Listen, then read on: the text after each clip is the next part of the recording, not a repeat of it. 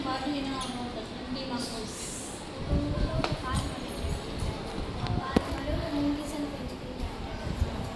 అప్పుడు ఫార్మరు పనికి పొలానికి పోతాడు.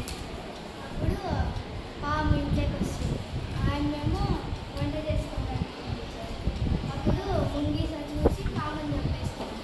అప్పుడు ముంగీస నోటికి రక్తం చూసి అల్ప గొడ్డలు పంపించారు. అప్పుడు ముంగీస చచ్చిపోతుంది. మళ్ళీ లోపలికి వచ్చి చూస్తానే పాము చచ్చిపోయింది లోపల. ఆ ముంగీస చంపించలేదు పాముని కాదు, బాగుని తెలిసి బాధపడతారు. బాగున్నా పాము పాము బాగు బాగుంది